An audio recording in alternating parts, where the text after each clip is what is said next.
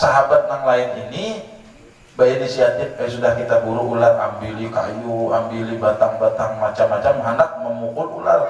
Lalu ketika itu ularnya bangun, nah ini ularnya berucap, bepander, berbicara dengan bahasa manusia yang fasih. Jar ular, lima taqtuluni, kenapa buan pian hendak membunuh ulun? Lima taqtulunani, kenapa buan pian hendak membunuh ulun? Nah, buan sahabat nak memangkung ular tadi. Ujar ular tadi, pander, kenapa buan pian hendak membunuh ulun? Oh, sahabat tak jadi nak memangkung atau memukul ular tadi. Nah, kenapa? Ujar sahabat, ular ikan ini memakan orang ini, menggigit orang ini. Nah, aku ini jar ular diperintah oleh Allah Subhanahu wa taala untuk menyiksa orang ini mulai dalam kubur. Cuma kada sabaran dia tak keluar. Belum dikubur dah jenazahnya datangi ular ini sudah. Kenapa ujar sahabat orang ini bisa sampai ditampakkan siksaannya seperti ini? Lalu ujar ular tadi menyambat, li'annahu taraqas shalah, karena orang ini meninggalkan sholat. Meninggalkan sholat, maka siksaannya seperti itu. Itu jauh lagi lebih buruk nanti masuk kubur, dan jauh akan lebih buruk ketika nanti hari kiamat dan dimasukkan Allah ke dalam neraka saqar. Bahaya tuh orang ada sholat itu. Ada di dalam ayat Al-Quran tuh, ma salakakum fi saqar, ujar orang-orang kena di akhirat bertakun imbah dikeluarkan daripada neraka, atau ada yang masih di dalam neraka bertakun. Apa nama masukkan buah nikam dalam neraka saqar? Apa penyebab buah nikam dimasukkan Allah ke dalam neraka saqar? Qalu lam naku minal musallin. Mereka menjawab, dahulu kami kadang mau sembahyang, sehingga kami dimasukkan Allah ke dalam neraka saqar. Nah, jangan kita meremehkan, sudah sedemikian rupa kita mengetahui lah, hati-hati. Ada ular yang dinamakan Suja'al Aqra, yang menanti orang yang kadang mau sujud kepada Allah, yang tidak mau sholat, maka orang tersebut disambut ular nanti di dalam kuburnya. Bahkan tadi di zaman Rasulullah ada seseorang yang meninggal dunia yang kadang mau sholat, ularnya langsung bertampak sewaktu jenazah itu dikafankan. Naudzubillah min dzalik. Jangan sampai kita seperti itu. Akan tetapi orang yang mengerjakan sholat 5 waktu, Allah akan membebaskannya dari siksa kuburnya. Nang mana udah tadi, bila kubur itu sudah nyaman, kesudahannya akan dimudahkan dan lebih nyaman lagi. Nah, itu gambarannya. Dan penting ini kita, penting bilanya kita punya keluarga, khususnya lagi, terlebih lagi orang-orang tua yang telah meninggal. Nah, kita kada tahu keadaan sidin di sana kayak apa. Bahkan disebutkan khairul hadaya minal ahwa minal ahya'i ilal amwat ad-du'a wal istighfar. Sebaik-baik hadiah yang dapat dilakukan dan diberikan dari orang yang hidup kepada orang yang telah mati adalah doa dan istighfar. Jadi mereka yang di alam kubur itu masih mengharapkan dari yang hidup, dan yang hidup masih bisa memberikan dan menghadiahkan atau membahagiakan orang yang sudah di alam kubur. Dan mereka itu menanti. Terlebih-lebih lagi orang tua kita, abah mama kita kalau sudah kadada, siapa yang diharap kecuali anak-anaknya. Anaknya adakah beramal ibadah, adakah yang berhadiah bersedekah atas namanya, adakah yang mengirimi yasin, fatihah, adakah yang mengirimi sholawat, doa, istighfar. Maka itu akan menjadi kebahagiaan bagi mereka yang ada di alam kubur. Biar buat ke dalam kuburannya Honda, ada kawa menjadi manfaat. Biar buat ke dalam kuburannya duit 10 juta, tidak ada manfaat. Biar bangunkan kubah sekalipun, biar bangunkan kubur itu indah, dikubahi, mun di dalamnya ahli neraka, tidak akan membuat nyaman.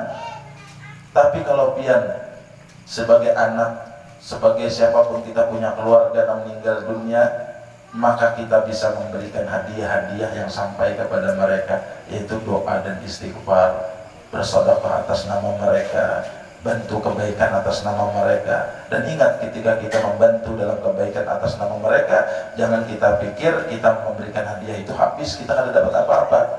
Kita dapat, yang kita kirimi pun dapat. Nah itulah daripada rahmat Allah Subhanahu wa ta'ala. Ziarahi kubur kuitan namun kawa seminggu sekali hari Jumat bagus. Bila jauh kada kawa usahakan ada berziarah. Jangan hanya kita ziarah-ziarah ke tempat-tempat wali, tapi wali kita yang nyata yang ada kada kita ingat. Ini misalnya Parak aja tuh, apalagi di daerah sini RW 3 kuburan di belakang situ aja.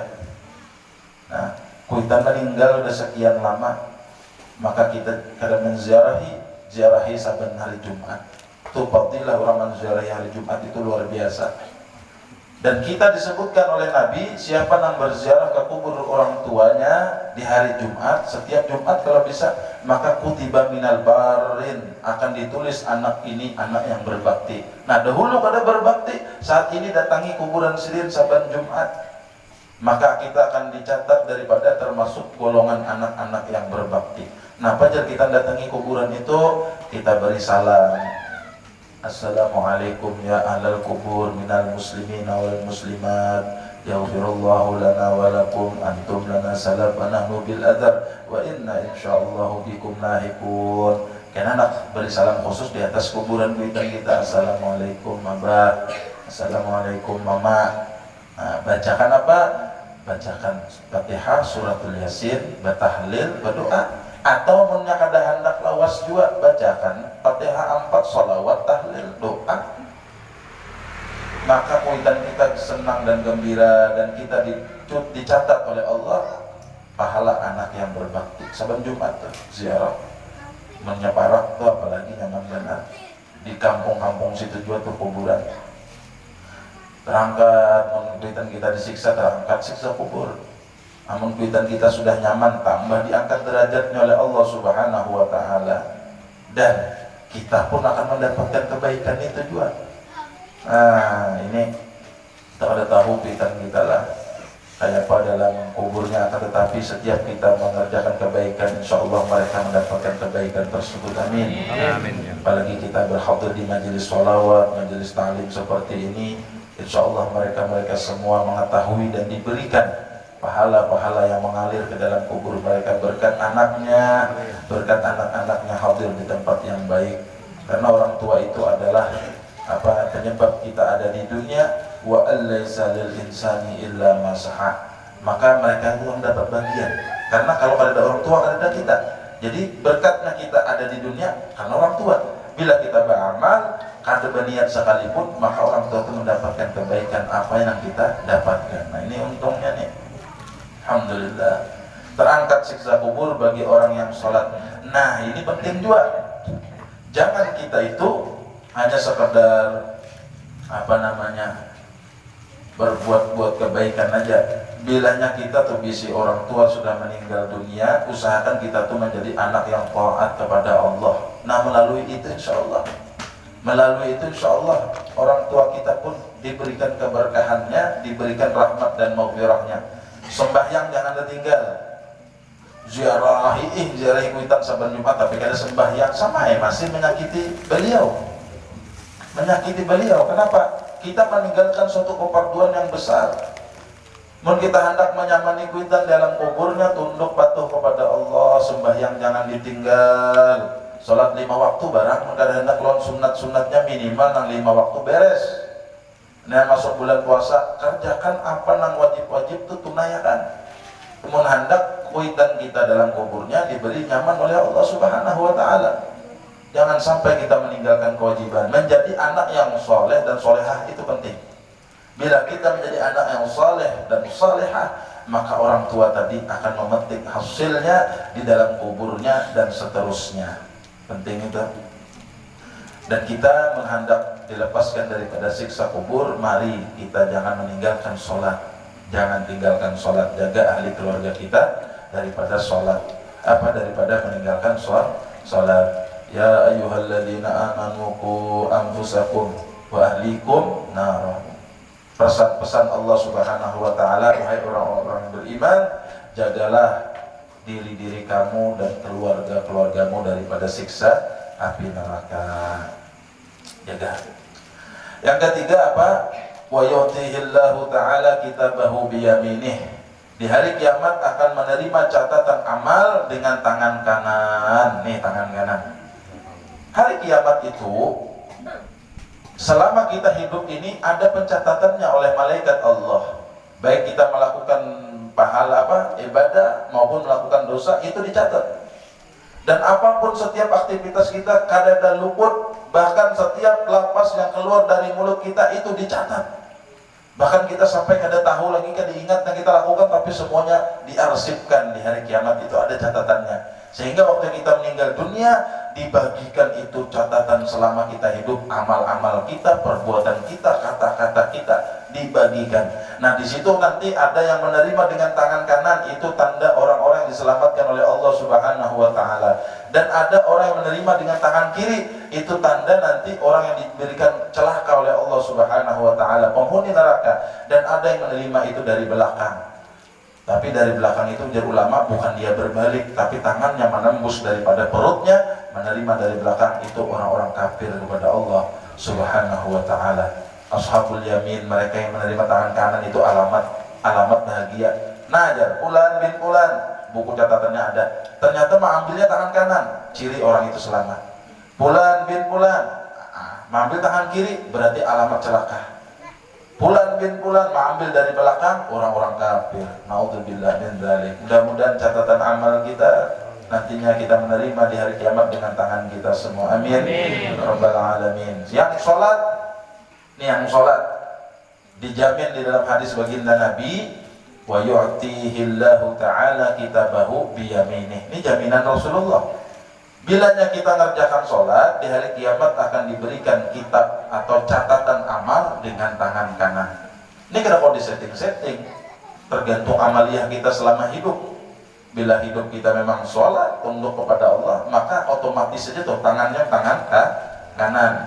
Bilanya kada sembahyang, kada tunduk dengan perintah Allah, melanggar larangan, melanggar perintah, mengerjakan larangan, otomatis tangan kirinya menyambut. Naudzubillah min dzalik. Wa yamurru 'ala sirati kal barq. Dan nanti hari kiamat dia akan melalui jembatan sirat seperti kilat yang menyambar. Harap benar nih. Kan karena hari kiamat itu di antara ujian yang terakhir dari seberang sini menuju pintu surga itu ada sirat. Sirat itu jembatan.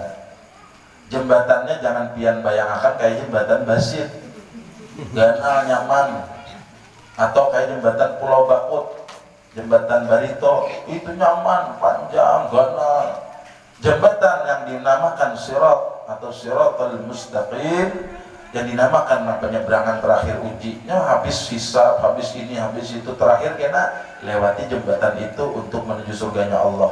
Nah, jembatan itu disifatakan dalam kitab Daqaiqul Akhbar, halus benar, lebih halus daripada sehelai rambut itu. Nah, dibagi lagi 7 rambut pian itu, nah halus kalau kan tadi melihatnya itu masih kebesaran, dibagi 7 seperti sehelai rambut bagi 7 itu, dan lebih tajam daripada apapun yang tajam di dunia ini. Sudahnya kada kelihatan jembatannya nih, nah lebih kecil, lebih halus daripada rambut dibelah 7, dan lebih tajam dari apapun yang tajam di dunia ini. Jembatan macam apa itu? Terus tanjakannya dikatakan 500 tahun perjalanan, datarnya 500 tahun perjalanan, turunnya 500 tahun perjalanan. Sanggup ya? Nah, ini jembatan disetting memang oleh Allah, yang mana kalau orang-orang itu beriman, yang mana kalau orang itu ngerjakan sholat, bukan lagi jembatan ini menyusahkan dia, tapi dia akan nyebrang seperti kilat nama nyambar. Padahal 1500 tahun perjalanan dengan sifat jembatan yang seperti tadi. Kada kalau kita mikirkan itu, maka ujar Nabi di situ nanti ada yang berjalan, ada yang seperti berlari, ada yang seperti berjalan, ada yang merangkak, ada yang bergantungan, dan bahkan ada yang jatuh di sirat itu. Maka di bawahnya itu apa? Jurang daripada jurang neraka. Siapa yang gugur? Masuk neraka. Siapa yang kau nyebrang? Masuk surga. Kawakah kita menyeberangi itu? Bisa, asal mengerjakan sholat, jangan tertinggal. aku hendak bisa nyeberang nanti sirat supaya kada jatuh. Kerjakan sholat 5 waktu. Habis itu kewajiban yang lain beresakan dan berusaha menghindari yang haram, melakukan yang wajib. Maka itu kunci modal keselamatan kita, ujar Rasulullah, wa yamurru ala sirati kalbarqi. Siapa yang sembahyang, dia akan lewat sirat itu bagaikan kilat yang menyambar. Nang perjalanan 1500 tahun tuh kayaknya seret sampai membaca kawan lah lajunya itu. Ini kan sama-sama di Muara Titian, ini anaknya barang jembatannya. Nah seekong seret hilang. Aja kawan lajunya. Inya orang sembahyang. Terus apa? Amal soleh. Ada nang kada sembahyang tadi bayi berjajak, dah bawa langsung ke bawah ke dalam api neraka. Naudzubillah min dzalik. Sakit itu jembatan, kada gampang-gampang. Wa in minkum illa wariduha kana 'ala rabbika hatman maqdiya. Maka jangan dipikirkan kita tuh kada tamu jembatan itu diwajibkan Tuhan sudah. Wa in minkum illa wariduha. Tidak ada salah seorang dari kamu ini kecuali pasti melihat dan melewati jembatan itu, pasti. Jadi ulun malah pasti lewat. Pian semuaan pasti lewat. Perorangan jangan pian kira kena aku kada mungkin lewat. Pasti, hatta para nabi dan nabi dan rasul itu nanti lewat. Tapi mereka berbuat VIP kelas luar biasa, nah kada kelihatan lagi hilang. Nah barang sudah. Nah kita nih pakai apa?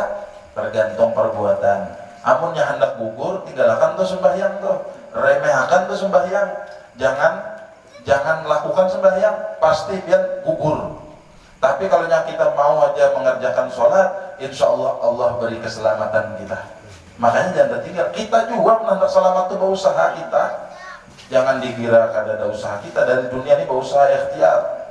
Nah, maka itulah fadilah yang keempat, melalui jembatan sirat seperti kilat yang menyambar. Nah, di antara amalan supaya nang jarak jauh siratal mustaqim tadi menjadi dekat seini nih siapa nih?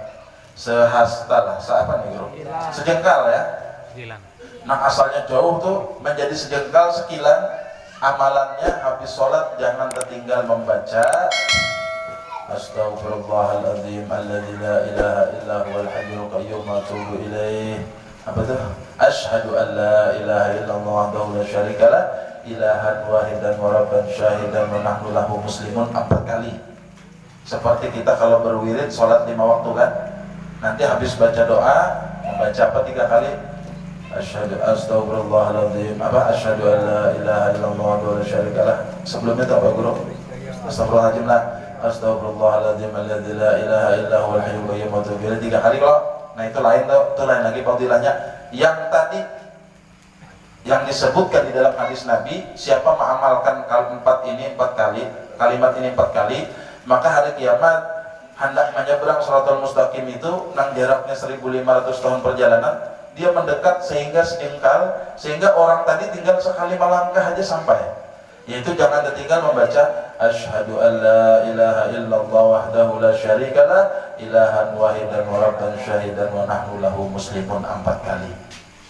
Dalam riwayat yang lain terpanjang, asyhadu an la ilaha illallah wahdahu la syarikalah ilahan wahidan wa rabban syahidan wa nahnu lahu muslimun.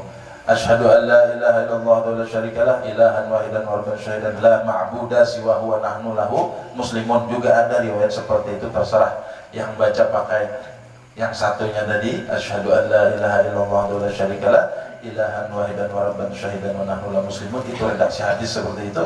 Tapi ada riwayat yang lain asyhadu an la ilaha illallah wa la syarikalah ilahan wahidan wa rabban syahidan la ma'budu siwa huwa nahnu lahu muslimun. Juga ada, terserah jangan berkelahi gara-gara itu. Nah membaca ada la ma'budnya silahkan, yang tidak ada apa-apa. Di redaksi hadis salah satu yang tadi yang baca awal. Terus ada lagi tuh jangan dipermasalahkan, karena habis membaca apa tuh doa yang kedua itu habis Rabbil Firli kan astaghfirullah lil mu'minina wal mu'minat, itu yang pakai li walil mu'minin boleh, yang ada pakai itu pun tidak masalah. Karena memang riwayat banyak, dan ulun beberapa kali menerima ijazah dan mendengarkan habis sholat kami bacaan dengan para guru-guru kami itu kada pakai li. Tapi sebagian guru-guru pakai li, tidak masalah. Jangan repot masalah ini itu tuh kada bakapiran, kada sirik-sirikan juga. Ada nama baca astagfirullahaladzim walil mu'minina wal mu'minat. Jujur. Ada yang membaca astagfirullahaladzim walil apalagi ada 3 redaksi sebenarnya. Astagfirullah li walil mu'minina wal mu'minat. Astagfirullah lil mu'minina wal mu'minat juga ada. Satunya lupa itu redaksinya kayak apa. Nah, jadi yang biasa ulun baca itu, ulun biasa baca yang ringan-ringan, yang nyaman-nyaman. Astagfirullah lil mu'minina wal mu'minat, astagfirullah lil mu'minina wal mu'minat, astagfirullah lil mu'minina wal mu'minat. Sebagaimana Habib, siapa yang datang ke sini waktu sholat pembukaan itu Habib? Ya Allah ya. Habib Murtado ya, bin Abu Bakar bin Tahir. Beliau dari Hadramaut mengijazahkan kemarin itu. Baca jasidin astagfirullah lil mu'minina wal mu'minat. Tidak pakai li jasidin karena itu salah satu riwayat yang kita ambil tidak pakai li. Di riwayat yang lain jasidin pakai li, tapi aku ijazahkan ini nang bacaannya kalimat redaksinya astagfirullah lil mu'minin wal mu'minat. Dan ulun pernah berjamaah sama Habib Thaha Al-Haddad dari Hadramaut di majelisnya Habib Ahmad, dan ketika itu beliau juga membaca setelah kami sholat itu astagfirullah lil mu'minin wal mu'minat, astagfirullah lil mu'minin wal mu'minat, astagfirullah lil mu'minin wal mu'minat. Artinya mau baca astagfirullah lil mu'minin wal mu'minat, astagfirullah li walil bujur keduanya, karena banyak juga guru-guru yang baca kayak itu. Nah, intinya ini menambah wawasan kita biar kada bingung kenapa jar ini bacaan kayak itu, ini nah kayak itu. Itu memang ada beberapa riwayatnya. Nah, jadi jangan bingung, jangan mudah menyalahkan orang ketika mendengar beda aja lain jar. Karena mendengar wirid beda pada seorang baca lain, pada akannya salah seorang yang kada paham lagi. Wirid itu banyak benar, wiridnya kita, wiridnya di sebelah sana di Jawa lain lagi, di Mekah lain lagi.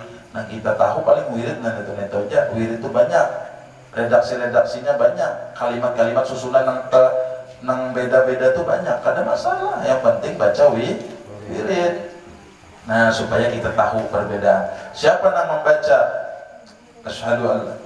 Asyhadu an la ilaha illallah wa la syarika lah ilahan wahidan wa rabban syahidan wa nahnu muslimun 4 kali setelah sholat, maka sirat tadi, jembatan tadi didekatkan Allah sehingga dia bisa melangkah aja lagi sejengkal ini aja.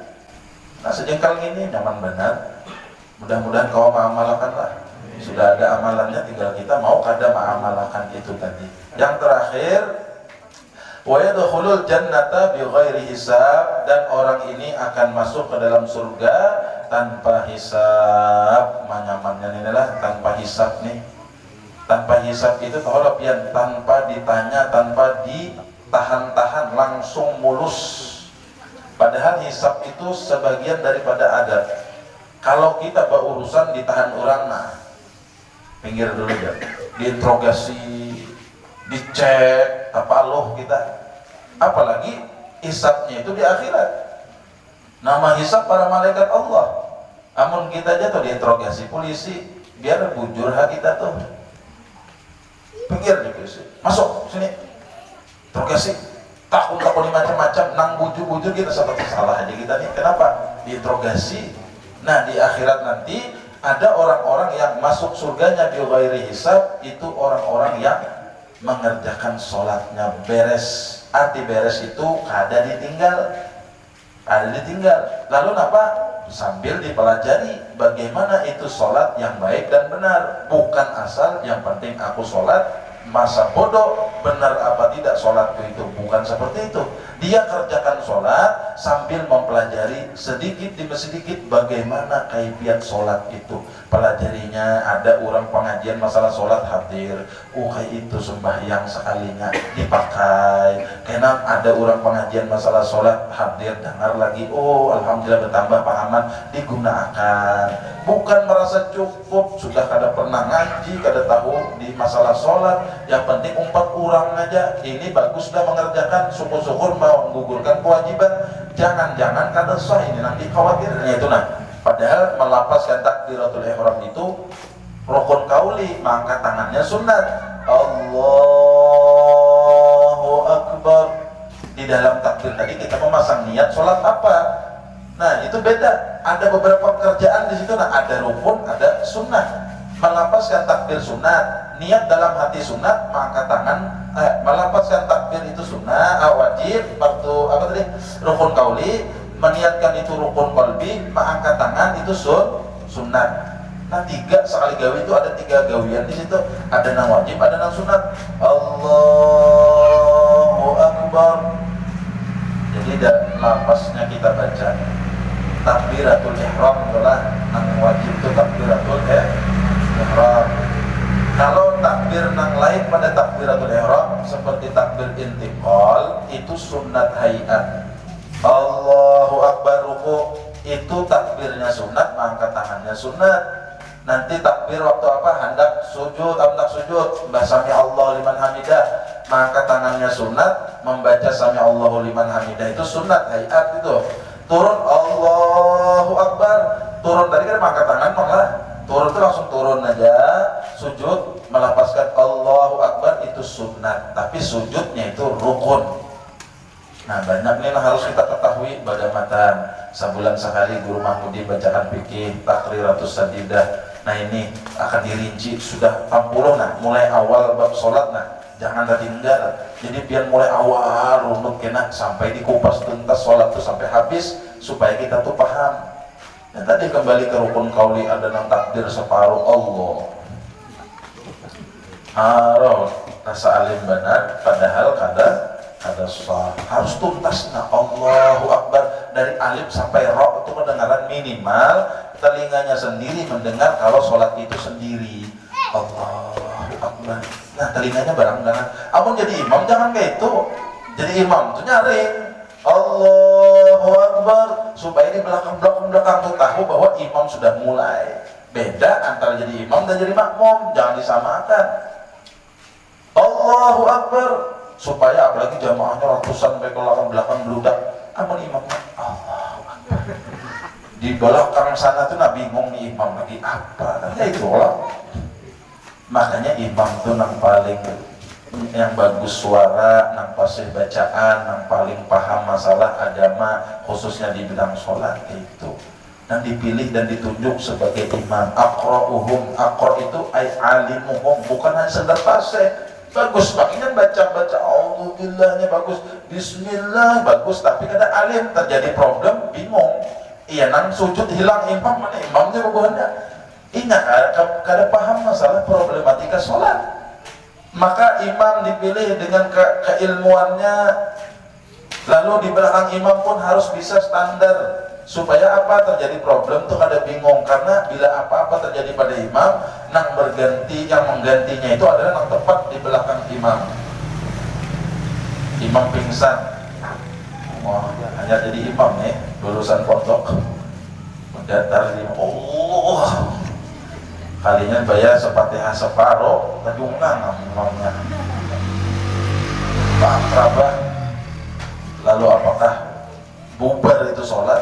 Namun di belakang imam tuh paham, inya yang menggantikan imam nang tadi pingsan, maju inya sedikit, benyaring inya membaca dengan niat ia menggantikan imam jadi imamnya. Jangan sampai bubar sholat gara-gara hal-hal nang kita itu masih bisa tuh nanti syariat itu malah dibatalkan. Hati-hati. Ya Allah, ini pentingnya kita tahu apa? Belajar dan mengaji. Ya Allah, mudah-mudahanlah tadi yang terakhir Allah akan memasukkan orang-orang yang mengerjakan sholat tadi ke dalam surganya tanpa hisab. Itu nyaman benar sudah, tanpa hisab itu mulus.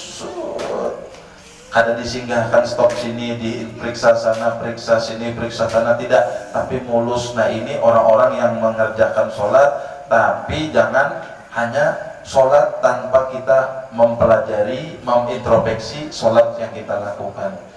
Jangan hanya sekedar itu tadi, belajar. Kalau ada orang melajari sembahyang, umpati. Kalau ada orang mengajarkan tentang sholat, ikuti. Supaya apa?